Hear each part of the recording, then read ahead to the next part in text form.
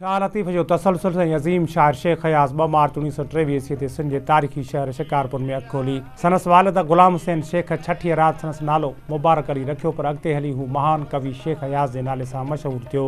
वालिदा पारां खेसि 3 मार्च 1928 ईस्वी ते 5 सालनि जे ॼमार में पाड़े जे हिकु स्कूल में दाख़िल करायो वियो। अयाज़ हिन स्कूल में कुझु अरसे ताईं पढ़ण बाद वर्नीक्यूलर स्कूल में दाख़िल थियो, जितां 31 मार्च 1934 ते 4 दर्जा पास करे न्यू इरा हाई स्कूल शिकारपुर में दाख़िल थियो।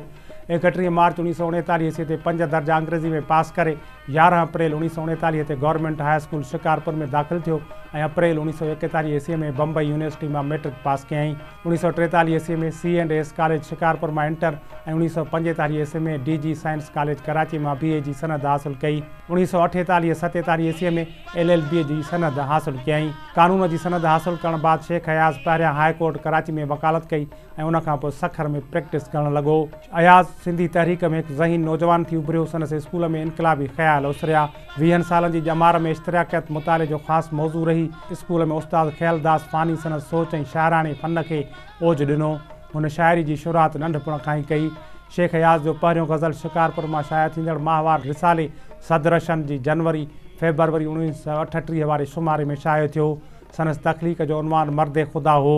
संदसि शाइरी जो दौर बि ॾींहों ॾींहुं सिंध में नुमाया नज़र अचणु लॻो ऐं हू शाइर जी हैसियत में एतिरो उभरी आयो जो संदसि नालो कामयाबी जी ज़मानत बणिजी वियो।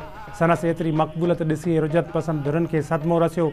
अयाज़ भौरी भरी आकाश जी छपचण सां हिकु वॾे शाइर वारी मञता हासिल कई। 1965 ईस्वी में 1 यूनिट रोड तहरीक दौरान धरतीअ जे हक़नि जी हासिलात वारी जाखोड़ जे ॾोह में खेसि ख़तरनाक ॾोही करार ॾेई गिरफ़्तार कयो वियो ऐं सखर जेल में रखियो वियो। 1968 ईस्वी में साहिवाल जेल में रखियो वियो ऐं अयूब जे इक़्तिदार जो सिॼ लहण ताईं क़ैद रहियो। शेख अयाज़ 1970 ईस्वी में शेख मुजीब रहमान जी अवामी लीग में शामिल थियो। शेख मुजीब जी गिरफ़्तारी ऐं बांग्लादेश ठहण ताईं अयाज़ खे जेल में रखियो वियो। अयाज़ जी पहिरीं शादी बेगम ज़रीना सां थी, जंहिं मां खेसि 2 पुट अनीस ऐं सलीम ऐं 3 धीअरूं यास्मीन, निगहत ऐं रूही ॼायूं। हुन ॿी शादी बेगम इक़बाल सां कई, जंहिं मां खेसि 3 ॿार मोनस, सरमद ऐं वेंगस ॼावा।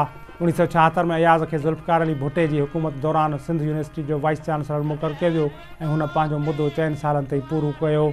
1980 ईस्वी में वाइस चांसलर जो मुदो मुकमल करण बाद अयाज़ वापसि सखर मोटी आयो ऐं 1980 में संदसि शाइरी मजमूओ लड़ियो सिज लकनि में छपियो, जंहिं में संदसि मिज़ाज ते मायूसी ऐं मौत ॾे तवजह नुमाया आहे। अयाज़ ज़िंदगी जो घणो अरसो सखर में रहियो। आख़िरी कुझु साल कराची प्रिंस कम्प्लेक्स में रहियो। दिलि जी बीमारी ऐं ॿियनि आर्ज़नि सां जंग कंदो रहियो। हीउ इलाज लाइ लंडन बि वियो, पर उतां मोटण बाद मुकमल तौरु सिहतयाब न थियो। 28 डिसंबर 1997 ईस्वी ते हिन फ़ानी जहान मां लाॾाणो करे वियो। खेसि भिटशाह ते कुराड़ जे कप ते मिटीअ मां हवाले कयो वियो। शेख अयाज़ सिंध जे जदीद शाइरी जो बानी आहे। हुन मुख़्तलिफ़ शाइरी सनफ़ुनि में शाइरी कई आहे, जहिड़ोकि बेत, दोहा, वायूं, गीत, नज़म, आज़ाद नज़म, हाइका, 6 सिटरा, 1.5 सिटा, कहाणियुनि समेत नसर जा बेमिसाल नमूना छॾे वियो आहे। उन्हनि जो अदबी कथ अयाज़ जे वञण बाद संदसि प्यार करण वारनि लाइ वॾो आथत आहे। अयाज़ खे संदसि लिखड़ियुनि ते केतिरा ई एवार्डनि सां पिणु नवाज़ियो वियो।